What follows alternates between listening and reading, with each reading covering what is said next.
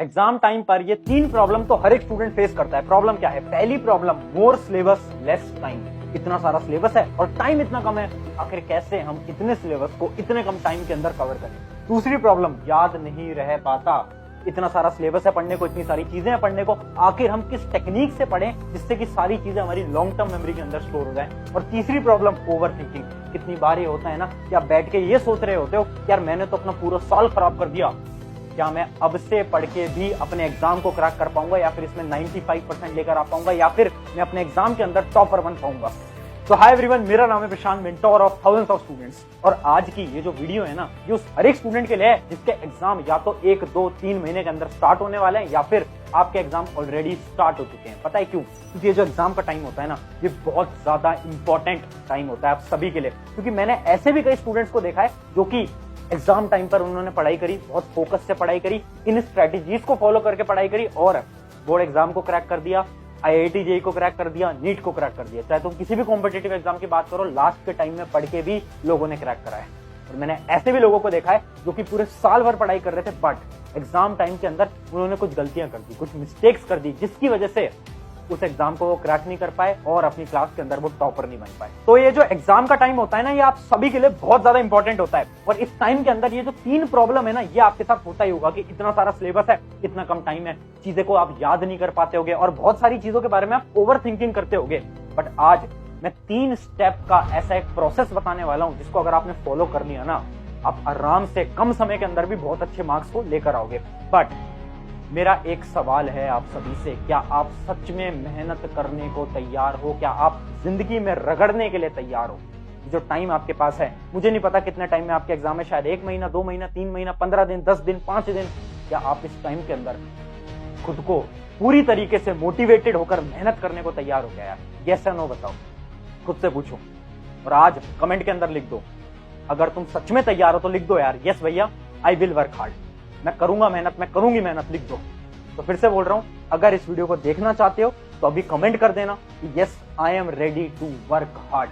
अब बात करते हैं वो 3 स्टेप प्रोसेस की, कि वो जो 3 स्टेप प्रोसेस है आखिर वो है क्या। तो हम स्टार्ट करते हैं स्टेप नंबर 1। स्टेप नंबर 1 है रीड लेस। अब तुम सोच रहे होगे रीड लेस, इसका क्या मतलब है? समझाता हूं, बहुत ध्यान से समझना। देखो, इस समय पर ना एक गलती तुम कर रहे हो। गलती तुम क्या कर रहे हो ना, कि तुम अपने दोस्तों को फोन मिलाओगे, तुम अपने दोस्त को बोलोगे यार मेरा ना कल एग्जाम है, मान लो एक एग्जांपल ले लेते हैं, मेरा कल SST का एग्जाम है, अब मुझे ये बता दे कि मैं कौन सी बुक से पढ़ाई करूं, कौन से लेक्चर से पढ़ाई करूं कि मैं अपने बहुत अच्छे मार्क्स ले आऊंगा। तो आपका एक दोस्त बोलेगा यार एक काम कर, YouTube पे ना इन सर की एक वीडियो है वो देख लेना, और उसके अलावा एक काम करना, तू ये बुक भी खरीद ले, ये बुक बहुत इंपॉर्टेंट है, यहीं से सवाल आते हैं। तो आप मोटिवेटेड होते हो, आप जल्दी से बुक ले आते हो, लेक्चर देखना स्टार्ट कर देते हो। अब 1 घंटे बाद आप अपने दूसरे दोस्त को फोन मिला लेते हो, दूसरे दोस्त से बोलते हो यार मैं ना SST की पढ़ाई कर रहा हूँ, SST में ना मैं इस बुक से पढ़ रहा हूँ। अब आपका दूसरा दोस्त बोल देता है यार तू इस बुक से क्यों पढ़ रहा है, ये बुक तो बेकार है, ये लेक्चर तो बेकार है। अब तू क्या करना, तू इस बुक को लिया, दूसरी वाली कोई बुक है इसको लिया, पेपर यहीं से बनता है। अब तुम जाओगे मार्केट में दौड़े दौड़े, इस बुक को भी ले आते हो।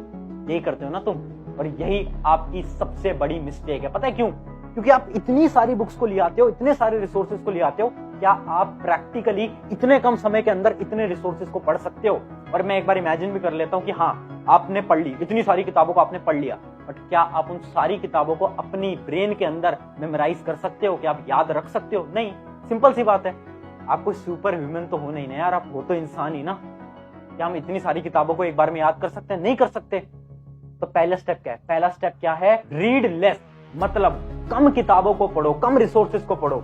आखिरी के टाइम पे ना हमें सब कुछ नहीं पढ़ना है, हमें सब कुछ नहीं पढ़ना है यार। और इसी के लिए आपको फॉलो करना है 80-20 रूल। एक बड़ी ही प्यारी स्ट्रेटेजी समझा रहा हूं, बहुत ध्यान से देखना, बहुत ज्यादा इंपॉर्टेंट स्ट्रेटेजी है सभी के लिए। 80-20 रूल ये क्या है? ये मैं अपनी बहुत वीडियोस के अंदर ऑलरेडी बता चुका हूं, फिर से बता देता हूं शॉर्ट के अंदर। देखो, हर एक एग्जाम, चाहे किसी भी एग्जाम की बात करो, IIT JEE, NEET, UPSC, class 10, class 9, class 11, class 12, किसी भी एग्जाम की बात करो, हर एक एग्जाम में ना कुछ 20% ऐसा सिलेबस होता है जिससे कि आपका 80% पेपर आ रहा होता है। मतलब कुछ 20% ऐसे टॉपिक्स हैं जो कि हर बार आपके एग्जाम के अंदर पूछे जाते हैं। और आप ये पूछोगे कि हमें कैसे पता चलेगा, है ना? यही तुम पूछ रहे हो। भाई एक काम करो, इस वीडियो को तुम कहां देख रहे हो? YouTube ना, एक फ्री प्लेटफॉर्म है ना, इसी पे तुम्हें सर्च करना है, ऊपर जाना है और सर्च बार के अंदर सर्च करना है जो भी आपका एग्जाम है, और आगे डाल देना प्रीवियस ईयर क्वेश्चन एनालिसिस। अब बस इतना डाल देना, इमेजिन करते हैं स्टूडेंट है जो कि नीट की तैयारी कर रहा है, तो डाल देना कि NEET physics chapter wise analysis या फिर प्रीवियस ईयर क्वेश्चन एनालिसिस। उससे पता क्या होगा, आपको ये पता चलेगा यार अच्छा फिजिक्स के अंदर ये वाला चैप्टर बहुत ज्यादा इंपॉर्टेंट है, ये तो 5 साल में बार बार पूछा गया है, अच्छा ये वाले टॉपिक से बहुत बार सवाल आते हैं। उससे क्या होगा ना, आपको वो टॉपिक्स पता चल जाएंगे, वो चैप्टर्स पता चल जाएंगे। अब आपको क्या करना है, सबसे पहले उन चैप्टर्स को करना है जो कि बहुत इंपॉर्टेंट है। आप इस एग्जांपल को किसी भी क्लास के लिए ले सकते हो, चाहे आप क्लास 10th बोर्ड की तैयारी कर रहे हो ना, तो आप यूट्यूब पे डाल लेना क्लास 10th बोर्ड, जो भी आपका बोर्ड है उसके आगे डाल देना previous year chapter wise analysis, ये आप डाल देना। और अगर आपको अब भी इस टेक्निक पे विश्वास नहीं हो रहा ना, तो इसका एग्जांपल दे देता हूं। मेरा एक स्टूडेंट था, पिछले साल वो क्लास 12th बोर्ड एग्जाम की तैयारी कर रहा था और उसने लास्ट के टाइम पे कुछ भी नहीं पढ़ा था, बस एग्जाम से 1 महीने पहले उसने क्या करा ना, इंपॉर्टेंट टॉपिक्स को पढ़ लिया, जितने भी इंपॉर्टेंट टॉपिक्स है फिजिक्स के, केमिस्ट्री के, बायोलॉजी के, उसने सारे इंपॉर्टेंट टॉपिक्स को पढ़ लिया और बोर्ड एग्जाम के अंदर उसकी 93% आई थी। तो आप खुद सोचो यार, अगर वो स्टूडेंट कर सकता है तो आप भी कर सकते हो, चाहे आप किसी भी एग्जाम की तैयारी कर रहे हो, बट पॉसिबल है। तो पहला स्टेप हमारा क्या है कि हमें सब कुछ नहीं पढ़ना है, हमें केवल वही पढ़ना है जो कि हमारे एग्जाम के लिए इंपॉर्टेंट है। अब बात करते हैं हमारे स्टेप नंबर 2, जो कि है थिंक मोर।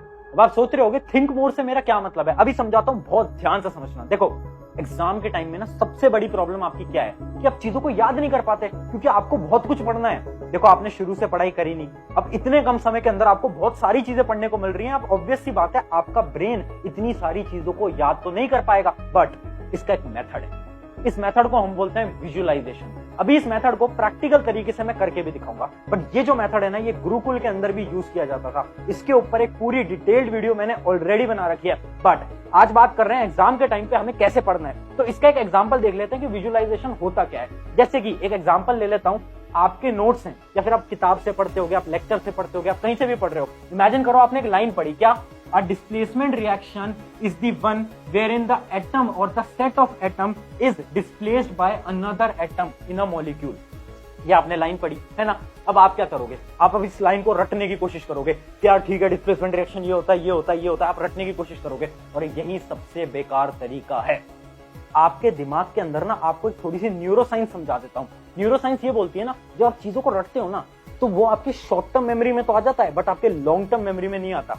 मतलब अगर आप इस डेफिनेशन को एग्जाम से 1 दिन पहले याद करोगे ना, तो शायद आपको एग्जाम के दिन याद रह जाएगी, बट अगर आप एग्जाम से 4-5 दिन पहले याद करोगे ना, तो आप एग्जाम के दिन इस डेफिनेशन को भूल जाओगे। क्यों? क्योंकि आपने रट के इसको याद किया था। अब विजुअलाइजेशन का प्रोसेस समझते हैं। मैंने इस डेफिनेशन को पढ़ा, अब मैं क्या करूंगा ना, अब बहुत ध्यान से समझना मैं कैसे याद कर रहा हूं। अब मैं हिंदी में खुद से बोलूंगा इसके बारे में, या फिर जो भी आपकी लैंग्वेज है ना, चाहे आप कोई और लैंग्वेज बोलते हो, तो उस लैंग्वेज के अंदर खुद से इसको बोलो। क्या डिस्प्लेसमेंट रिएक्शन क्या हुआ, जिसमें कि एक एटम ने दूसरे एटम को ऐसे डिस्प्लेस कर दिया। क्यों डिस्प्लेस करा? क्योंकि एक जो एटम है ना, वो दूसरे एटम से ज्यादा रिएक्टिव है। मैं पूरी वो साइंस समझा रहा हूं कि ऐसे आपको खुद से बोलना है। अब इसके अंदर अगर आपने एक चीज नोटिस करी हो, तो मेरे हाथ भी इधर उधर चल रहे थे कि एक एटम ने दूसरे एटम को ऐसे डिस्प्लेस कर दिया। ये मैं क्या कर रहा हूं, ये भी गुरुकुल का सिस्टम है। होता क्या है ना, जब आप कोई चीज बोल के और अपने हाथों को मूव करके याद करते हो ना, तो आपके लॉन्ग टर्म मेमोरी के अंदर वो बहुत जल्दी जाती है। तो अगर आपके एग्जाम पास आ चुके हैं और आपको बहुत कुछ पढ़ना है, बहुत सारे सब्जेक्ट्स आपको पढ़ने हैं, तो आपको क्या करना है ना, याद करने के तरीकों को बदलो। मतलब नॉर्मली रट के याद मत करो, अपने हाथों का यूज लो, उसके बारे में सोचो, हिंदी में सोचो, क्योंकि जो हमारी ब्रेन है ना, वो हमारी नॉर्मल लैंग्वेज के अंदर ही सोच पाता है। मैं रियली में बता रहा हूँ, 7 दिन इस टेक्निक को फॉलो करके देखना। अपने हैंड्स को ऐसे हिलाओ, मूव करो, याद करते टाइम। उससे क्या होगा, आपकी ब्रेन के अंदर सेल्स बहुत जल्दी कनेक्ट करेंगे चीजों को और आप बहुत जल्दी याद कर पाओगे।